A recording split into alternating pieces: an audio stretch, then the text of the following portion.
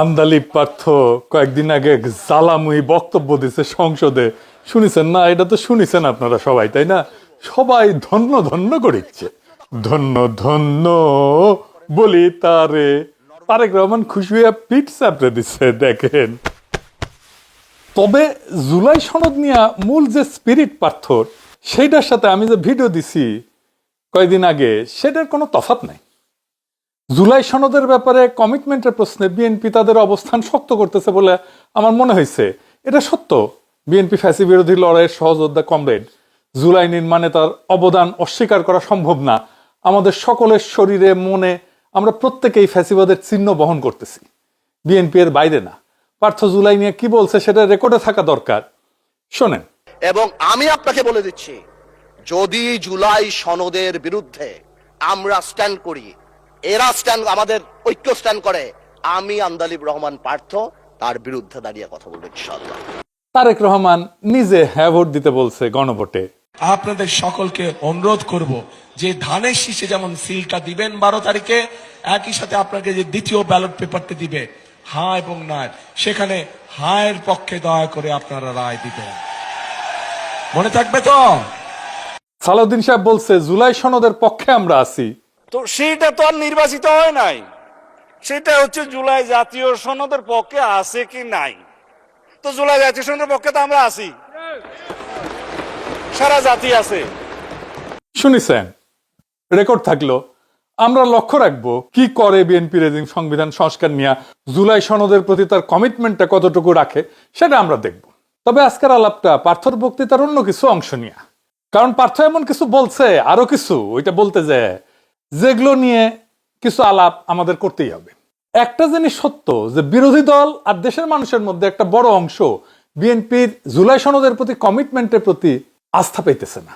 এইটা বিএনপিকে বুঝে দেখতে হবে যে কেন আস্থা পাইতেছে না। এটাও পার্থের বক্তব্যে আছে, কেন আস্থা পাইতেছে না এটা পার্থর বক্তব্যে আছে। শোনেন, পার্থ বলতেছে আপনারা কেন বিপ্লবী সরকার করলেন না। শোনেন, একদম রেসপেক্টের সাথেই বলি, আপনারা সেই সময় রেভলিউশনারি গভর্নমেন্ট করেন নাই কেন? নর্মাল গভর্নমেন্টে গেলেন কেন? ট্রানজিশনাল রেভলিউশনারি গভর্নমেন্ট করতেন। শুনেছেন পার্থ কেন বলতেছে আপনারা কেন করলেন না? মানে অন্তর্বর্তীকালীন সরকার কার পার্থ? এটা তো আপনার না, আপনারা ছিলেন না সেই সরকার তৈরির সময়। আপনারা যান নাই ক্যান্টনমেন্টে ড্যাং ড্যাং করতে করতে, বাসে কইরা, মাইক্রো বাসে কইরা, বাসে কইরা। এই সরকার কেমন হবে সেটাতে আপনাদের বক্তব্য ছিল না, বক্তব্য নেওয়া হয়নি। আপনারা তো নিজেই বলছেন অন্তর্বর্তীকালীন সরকার আপনাদেরই ছিল। শোনেন, আপনাকে একটা কথা বলি, আসলে বলা উচিত না, ইন্টারিম গভর্নমেন্ট তো আমাদেরই ছিল। এখন হাত ঝেড়ে ফেলতেছেন কেন? তখন যদি বিপ্লবী সরকার হয়ে না থাকে, এটা দায়িত্ব জামাত এনসিপির একার না। আপনি জামাত এনসিপির উপর দায়িত্ব পাইতেছেন। এই সরকার তৈরির সময় আপনি ছিলেন, আপনি নিজের দায়িত্ব নিলেন একটু আগেই। আবার শোনান, আপনাকে একটা কথা বলি, আসলে বলা উচিত না, ইন্টারিম গভর্নমেন্ট তো আমাদেরই ছিল। আপনি এনসিপির উপর দায়িত্ব পেতেছেন। এই সরকার তো তৈরি হয়েছে আসিফ নজরুলের বাসায়। দেখেন, একটা ক্লিপ দেখাই। এই ভদ্রলোক বলতেছে যে আসিফ নজরুল এবং সামরিক কর্তৃপক্ষ ইন্টারিম গভর্নমেন্ট তৈরির ক্ষেত্রে সবচেয়ে বেশি ভূমিকা রাখছে। অনেকগুলো মানে স্বার্থের সম্মিলন হয়েছে। একদিকে হচ্ছে আর্মড ফোর্সেসের, তাদের তো নিজস্ব পছন্দ নিশ্চয় ছিল।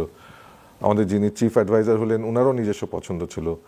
এবং ওই সময় সবচেয়ে যিনি বেশি প্রভাব বিস্তার করেছিলেন, বিশেষ করে আমাদের যিনি অধ্যাপক, সম্মানিত অধ্যাপক আসিফ নজরুল, ওনার প্রভাবটাও কাজ করেছে। এবং বিশেষ করে প্রফেসর ইউনূসের সাথে ওই মুহূর্তে ওনার যে সম্পর্কটা আমার কাছে মনে হচ্ছে অনেক প্রগাঢ় ছিল বিভিন্ন কারণে, যার ফলে উনি হয়তো বা প্রফেসর ইউনূসের সাথে এই কে কোন নামগুলা যাবে কোন নামগুলা যাবে না, উনি একটা বড় নিয়ামকের ভূমিকা পালন করে থাকতে পারেন, যদিও আমি নিশ্চিত না। কিন্তু এই আলাপগুলা কিন্তু সত্যিকার অর্থে কেউ বলছে না। শুনেছেন? আচ্ছা, এবার শুনেন, বঙ্গভবনে যাইয়া প্রধান উপদেষ্টা কে হবে এটাও তারা ঠিক করেছে। মানে এই দুইজন, একজন এই যে মানজার আল মতিন, যার আব্বু মাহমুদ ভাইকে বলছিল ট্রুথ ইজ নো ডিফেন্স। শুনেন, কিন্তু আমার কাছে এই মুহূর্তে মনে হচ্ছে, যেদিন আমরা বঙ্গভবনে গেলাম 6 আগস্ট, তখন বিশেষ করে আমাদের একটা বড় দায়িত্ব ছিল, আমাদের যে নতুন সরকার হবে সেই সরকারের প্রধান কে হবেন, অন্তর্বর্তী সরকারের। তো সেটা একটা কাজ ছিল, যেই কাজটা আমরা বোধহয় 6 থেকে 7 ঘন্টা লেগেছিল সম্পূর্ণ করতে, এবং দীর্ঘ সময় আমাদেরকে বঙ্গভবনে থাকতে হয়েছিল। আমি যদি ভুল না করি সেই দিনটা ছিল 6 আগস্ট, এবং এটার পেছনে আপনারও কিছু অবদান ছিল, বিশেষ করে বঙ্গভবনে যাওয়া কিংবা না যাওয়া নিয়ে শুনেছেন? আচ্ছা বলেন তো, এই লোকটার চিনেন আপনি? সাদা চুল, ঢাকা ইউনিভার্সিটি প্রফেসর। সে নিজেই বলছে সে একটা নিরাপদ জীবন চায়, সিভিল সোসাইটি নিরাপদে থাকতে চায়। শুনেন, সিভিল সোসাইটির অনেকেই যারা নেতৃত্ব ছিল, তার মধ্যে আমিও নিশ্চয়ই আছি। সিভিল সোসাইটি তো সবসময় একটু নিরাপদেই থাকতে চায় সামাজিকভাবে। তো মাস্টার তুমি তাইলে মধ্যে ঢুকো কেন বাপ? কেন বিশ্ববিদ্যালয়ের শিক্ষকদের ওই জায়গায় যাইতে হবে? সরকার কেমন হবে সেটা ঠিক করতে হবে কেন? সে যে কয়টার নাম বলিছে, ওখানে কারা কারা গেছিল বঙ্গভবনে, আপনারা জানতেন যে এরকম ইউনিভার্সিটি মাস্টাররা গেছিল? এদেরকে নাহিদ নিয়ে গেছে, ওই সেই বলতেছে নাহিদ নিয়ে গেছে। বিশেষ করে সেই সময় প্রথম যোগাযোগটা করেছিল নাহিদ, যে স্যার আপনাদেরকে যেতে হবে, আপনারা একজন যাবেন। এই যে কয়টা টিচার গেছিল সব কয়টা আল্ট্রা সেকুলার লেফট, আমি তাদের নাম বলতেছি না। তাহলে বুঝেন এই ট্রানজিশনটা কেমনে ম্যানেজড হয়েছে, কেমনে এই সরকার তৈরি হয়েছে। সরকার তৈরির দায় তো এদের। তারপরে মানুষের মনে কেন সন্দেহ আছে জানেন? সংবিধান সংস্কার কমিশন এগুলো তো বিএনপির দফা। বিএনপির 31 দফার প্রথম দফা কি ছিল? এডিটর সাহেব দেখান। দফা 1, সংবিধান সংস্কার কমিশন গঠন। একটি সংবিধান সংস্কার কমিশন গঠনের মাধ্যমে বিতর্কিত ও অগণতান্ত্রিক সংশোধনীয় পরিবর্তন পর্যালোচনা করে প্রয়োজন অনুযায়ী বাতিল বা সংশোধন করার কথা জানানো হয়। সংবিধানে গণভোট ব্যবস্থা পুনঃপ্রবর্তন করে জনগণের গণতান্ত্রিক অধিকার পুনঃপ্রতিষ্ঠা করার কথা বলা হয়। তো সংবিধান সংস্কার কমিশন কই আপনার? 1 নম্বর দফা তো ছিল আপনার 31 দফা, এটা আপনাদের। বাদ দেন প্রফেসর ইউনূসের সংবিধান সংস্কার, আপনাদেরটা করেন। এখন মুখটা বন্ধ কেন? এই যে পার্থ সাহেব, বলেন তো কি বলছিলেন 31 দফার 1 নম্বরে? বাড়ি কোথায় গোপালী? আপনার মুখটা এখন বন্ধ কেন? বলেন তো কি বলছিলেন এতক্ষণ ধরে? মুখটা বন্ধ কেন এখন? দেশ কোথায় গোপালী? দেখেছেন, খালেদা জিয়াও একই কথা কয়। পার্থ কইছে এনসিপি কে আপনারা জেনজি কে রিপ্রেজেন্ট করেন, আপনারা জামাত জেনারেশন হইয়েন না। শুনেন, আর এনসিপি যে আমাদের দল, আমাদের হিরোরা যারা যুদ্ধ করেছেন, যারা এখানে আছেন, তাদেরকে বলে দিই আপনারা জেনজি কে রিপ্রেজেন্ট করেন, জামাত জেনারেশন হয়ে যান না। আপনারা তো বাংলাদেশে জাতীয়তাবাদী রাজনীতি করেন, বাকশালী হয়ে যায় না। আওয়ামী লীগের সমর্থন নিয়ে তো ক্ষমতায় আসিছেন।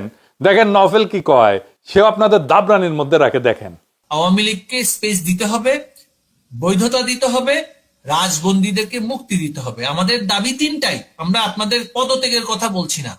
প্রক্রিয়া যাই হোক, আপনার পারফরমেন্স দেখতে চাই। পারফরমেন্স আপনি সংসদে দেখান, রাষ্ট্র পরিচালনার ক্ষেত্রে দেখান। আমরা আপনার সাথে মৌন সমর্থন দিয়েছি বলেই আপনি ক্ষমতায় এসেছেন, আপনি ভুলে যাবেন না। এই সমর্থন সরে গেলে কিন্তু আপনার ক্ষমতা আর থাকবে না।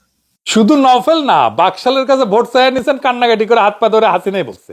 শুনেন, বিএনপির অবশ্য অনেক প্রার্থী আমাদের আওয়ামী লীগের নেতা কর্মীর কাছে হাত পা ধরেছে, ধর্ণা দিয়েছে জামাত ঠেকানোর জন্য। দয়া ধর্ম করে তারা ভোটও দিয়েছে। ক্ষমতায় যেতে না যেতে তাদের চেহারা পাল্টে গেছে। হ্যাঁ সত্য নাকি পার্থ? হ্যাঁ, এইভাবে কান্নাকাটি করে ভোট নিছেন? হ্যাঁ ভালো তো, আপনারা গোপালী হয়েছেন, এটা পাবলিক মনে করে আপনারা ভারপ্রাপ্ত আওয়ামী লীগ।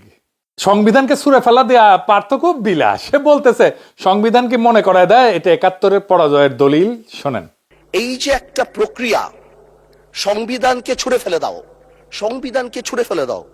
সংবিধানকে ছুঁড়ে ফেলবো কেন? সংবিধানকে মনে করায় দেয় যেটা 71-এর পরাজয়ের দলিল। আমি সংবিধান কেন ছুঁড়ে ফেলে দেবো? এই সংবিধান দিলে গাত্রদাহ কেন হবে? এত গায়ে লাগবে কেন? If I don't like it, there are relevant provisions within the constitution যে আমি পরিবর্তন করতে পারি। আমার দরকার কি?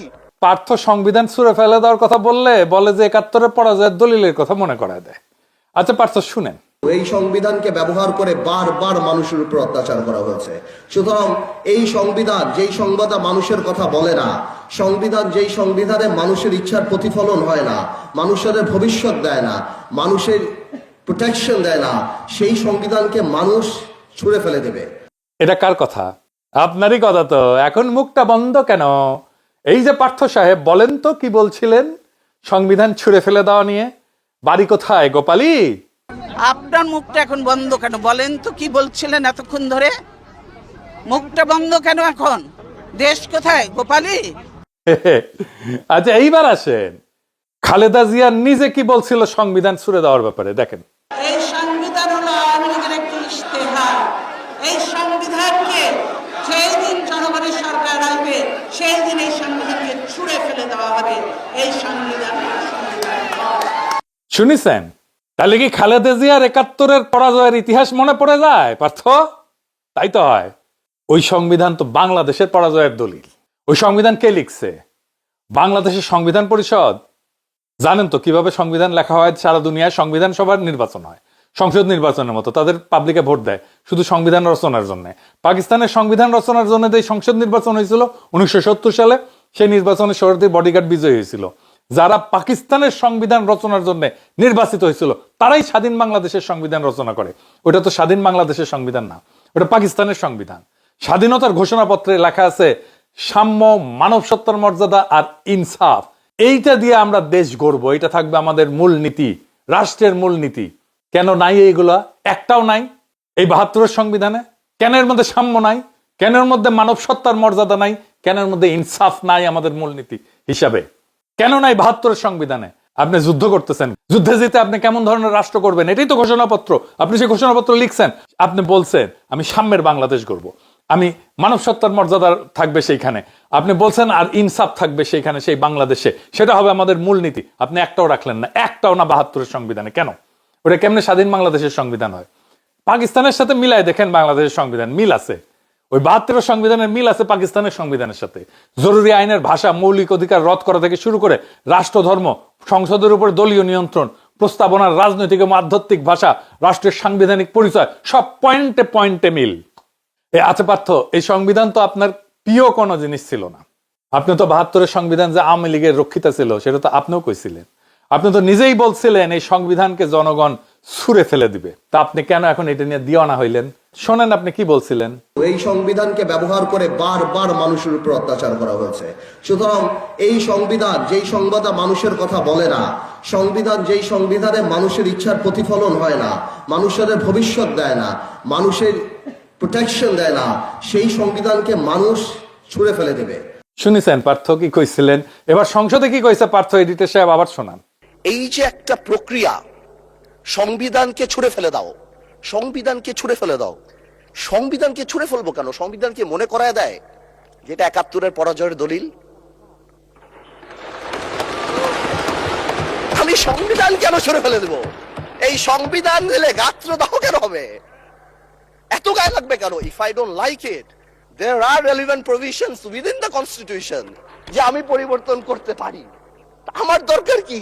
আচ্ছা, মির্জা ফখরুল সংবিধান নিয়ে কি বলছিল শুনেন। কোন সংবিধান? এটা আওয়ামী লীগের তৈরি করা সংবিধান, তার নিজের স্বার্থে, দলের জন্য। এই সংবিধানকে কেটে আর 1/3 তারা করেছে শুধু একজন ব্যক্তির জন্য, এবং যেখানে কোনো প্রশ্ন করা যাবে না, কারণ কোশ্চেন, এবং এটা কোনোদিনই নাকি পরিবর্তন করা যাবে না। সংবিধান তো মানুষের জন্য, সংবিধান তো কোনো ব্যক্তির জন্য নয়। সেই মানুষের সংবিধান তারা নষ্ট করে ফেলেছে। শুনেছেন? মানে এদের কথার কোনো ঠিক নাই। যখন যেটা পছন্দ, যখন যেটা কাজে লাগে সেটাই বলে, আর খালি মিছা কথা বলে, কথা ঘুরায়। এই জন্য এদেরকে বিশ্বাস করে না, ইচ্ছা মতো এটা কথা ঘুরায়। আগে এক কথা বলে, তারপরে আবার চোখ উল্টে দেয়। এরা সবসময় চোখ উল্টায়। এটা হইতেছে চোখ উল্টানো পার্টি, বুঝিস? আবার পার্থ কারা যেন উদ্দেশ্য করে কইছে আপনারা 6 বলে 12 রান করেছেন আর আমরা এর আগে 300 রান করেছি। শুনেন, আপনারা 6 বলে 12 রান করেছেন, কিন্তু এর আগের 300 রান আমরা সবাই মিলে করেছি। শুনেছেন? আপনারা তো এই ভিডিওটা দেখেছেন, বিএনপি নেতার স্লোগান দিতে দিতে দৌড় দেওয়া। এটা সাহেব দেখান আবার।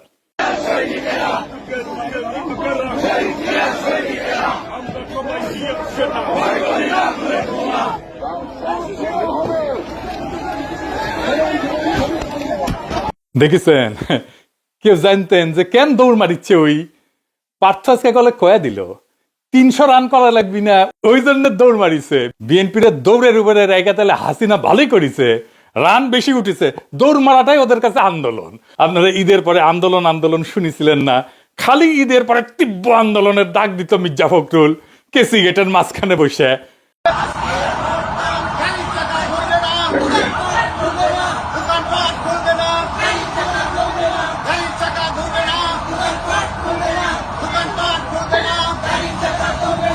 এইটা হইতেছে দৌড়ানির আন্দোলন। রাস্তায় নামে মারতো দৌড়। 17 বছর এই আন্দোলন করে যে কিছু করতে পারে নাই সেটা পার্থ নিজের মুখে বলেছিল, শোনেন। এবং তরুণ প্রজন্মের একটি বড় অংশ তারা কিন্তু এই পরিবর্তনের জন্য ভূমিকা রেখেছে। তাদের উদ্দেশ্যে আপনার কি বলা থাকবে এবং তাদের জন্য আপনার চ্যাম্পিয়ন তারা তো তাদের এই রক্তের উপরে দিয়েই তো আজকে আমরা এই স্বপ্ন দেখছি। আমরা যেখানে 17 বছর আন্দোলন করে কাঙ্ক্ষিত লক্ষ্যে পৌঁছাতে পারিনি, সেই জিনিসটা তারা করেছে এবং এই কারণে জাতি সবসময় তাদেরকে স্মরণ রাখবে এবং আমরাও আমাদের জায়গা থেকে তাদের পাশে দাঁড়িয়েছি। তার কারণে আমরা কারাবরণ করেছি, আজকে বের হয়ে আসছি। এখন আমাদের দায়িত্ব তরুণ আমরা যারা সবাই আছে সবাই মিলেই দেশকে এমন একটা প্ল্যাটফর্ম দিব যাতে ভবিষ্যৎ প্রজন্ম ভালোভাবে দেশ চালাতে পারে। শুনেছেন, চ্যাম্পিয়ন কইছিল তখন পার্থ, আর আজকে কইতেছে 300 রান করেছে আগে। শুধু কি তাই, মেজর হাফিজ যারা স্পিকার বানায়, যারা উদ্দেশ্য করে সংসদে কথা বলে পার্থ, সে নিজেও বলেছিল কি শুনেন। যদি আরো 10 বছরও সংগ্রাম করতাম, এই স্বৈরাচারী সরকারকে যারা সেনাবাহিনীর অস্ত্র নিয়ে, মারণাস্ত্র নিয়ে নিরস্ত্র মানুষের উপর ঝাঁপিয়ে পড়ে, এদেরকে সরানো তো সম্ভব ছিল না। আমি ধন্যবাদ জানাতে চাই এই লড়াকু ছাত্র সমাজকে। বৈষম্য বিরোধী ছাত্র সমাজ তারা ইতিহাস সৃষ্টি করেছে। শুনিছেন, গাং পার হইলে মাঝি কোন চুদির ভাই, তাই না? এখন মুখটা বন্ধ কেন? এই যে পার্থ সাহেব, বলেন তো কি বলছিলেন 300 রান করা নিয়ে? বাড়ি কোথায় গোপালী? আপনার মুখটা এখন বন্ধ কেন? বলেন তো কি বলছিলেন এতক্ষণ ধরে? মুখটা বন্ধ কেন এখন? দেশ কোথায় গোপালী? আওয়ামী লীগের রক্ষিতা এই সংবিধানের ফেলায় আওয়ামী লীগ ভাগিছে, তো ইদ্যৎকালটা তো শেষ হইতে দেন, তারপরে নিকা বসেন। এত প্রেমে দিওয়ানা হয়ে ইদ্যৎকাল শেষ হওয়ার আগেই নিকা বসিলেন। ইদ্যৎকালের তো একটা মেডিকেল রিজন আছে। 72 সংবিধানে পেটের তো বাকশালের বীজ আছে, ওই পোলা তো পেটের মধ্যে আছে, ফ্যাসিবাদের বীজ আছে, ওইটা থেকে বাকশালী বের হবে, পয়দা হবে ফ্যাসিবাদী। আপনি ভারপ্রাপ্ত ভাদারি হয়ে থাকবেন। 72 সংবিধান শুধু রাজনৈতিক স্মারক না, এটা ইনস্টিটিউশনাল ফেইলিওরের উৎস। তবে পার্থ, একটা জিনিস বুঝলাম না, আপনি যেমন সংবিধানের বিরুদ্ধে কইছিলেন, ঠিক তেমনি আন্তর্জাতিক খ্যাতি সম্পন্ন বাটপার বিকাশ নুরাও কিন্তু কইছিল, শুনেন। এই গণবিরোধী সংবিধান দিয়ে বাংলাদেশ আর চলবে না। আজকে জাতির প্রয়োজনে নতুন সংবিধান রচনা করতে হবে। বিকাশ নুরা মন্ত্রী হইল, আপনি কেন হইলেন না? এই 72 সংবিধানে পড়তে পড়তে লুকায় আছে ফ্যাসিবাদ। এই সংবিধানে জন্ম দিছিল হাসিনার ফ্যাসিবাদ।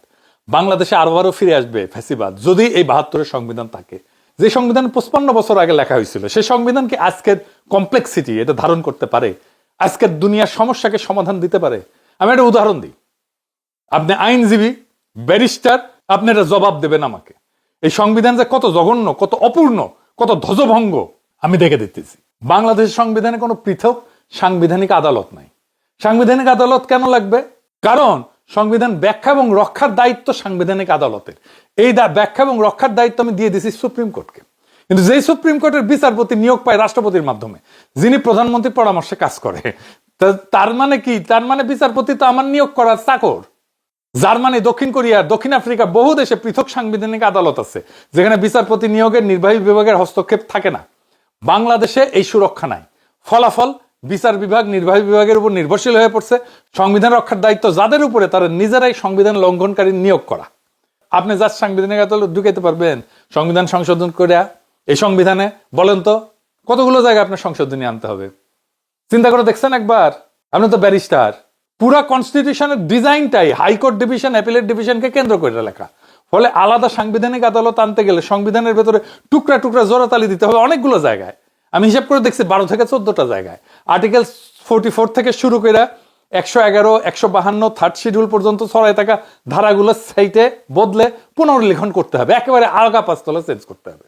আর্টিকেল 44 বদলাইতে হবে, 94 বদলাইতে হবে, আর্টিকেল 95 বদলাইতে হবে, আর্টিকেল 96 বদলাইতে হবে, আর্টিকেল 104 বদলাইতে হবে, 105 বদলাইতে হবে, 6 বদলাইতে হবে, আর্টিকেল 98 বদলাইতে হবে, আর্টিকেল 101 বদলাইতে হবে, 102 বদলাইতে হবে, প্রায় নতুন করে লিখতে হবে আর্টিকেল 103, 104, 105, 106, 107, 108, 109, 110, 111 এগুলো সব বদলাইতে হবে। আর্টিকেল 152 বদলাইতে হবে, থার্ড শিডিউলে হাত দিতে হবে। আর্টিকেল 148 পুরো আবার পুনর্লিখন করতে হবে, পুরো প্রথম আগা পাঁচতলা। 12টা থেকে 14টা মূল অনুচ্ছেদকে আমূল বদলাইতে হবে। এর চেয়ে নতুন সংবিধান লেখা সহজ নাকি? বলবেন এখন সাংবিধানিক আদালতের দরকার নাই? আপনারা বলেন সংসদ মহান, সংসদ সার্বভৌম। না, সংবিধান ব্যাখ্যা রক্ষা করার দায়িত্ব সুপ্রিম কোর্টের। আপনার কিসের সার্বভৌম? বাংলাদেশে তো জুডিশিয়াল অটোক্রেসি আছে সব সময়। সবার উপরে আদালত, অনির্বাচিত বিচারকদের রাহাজানি চলে সব সময় সংবিধানের উপরে। কথা খুব সোজা, যে সংবিধান বারবার স্বৈরতন্ত্রের জন্ম দেয়, যে কাঠামো ফ্যাসিবাদ থাকিতে পারে না, যে ব্যবস্থায় জনগণের ভোটের উপরে দল, দলের উপরে নেতা, আর নেতার উপরে আর কেউ থাকে না, সেই ব্যবস্থা রক্ষা করাকে আমি কোনো প্রজ্ঞা বলে মনে করি না, কাপুরুষতা বলে মনে করি, প্রতারণা বলে মনে করি। আজ যারা ৭২-এর সংবিধানের প্রেমে হাবুডুবু খাইতেছেন, তাদের মনে রাখা দরকার এই সংবিধান কোনো পবিত্র ধর্মগ্রন্থ না, এইটা একটা রাজনৈতিক দলিল। আর জনগণ চাইলে রাজনৈতিক দলিল বদলায়, ছুঁড়ে ফেলে, নতুন করে লেখে। তাই প্রশ্ন একটাই বিএনপিকে, আপনারা কি মৃত কাঠামোর পাহারাদার হয়ে থাকবেন, নাকি সত্যিকারের নতুন বাংলাদেশের ভিত্তি লিখবেন? কারণ জোড়াতালি দিয়ে রাষ্ট্র বাঁচে না। নতুন রাষ্ট্র করতে হলে নতুন সাহস লাগে, নতুন রাষ্ট্র করতে গেলে নতুন সংবিধান লাগে।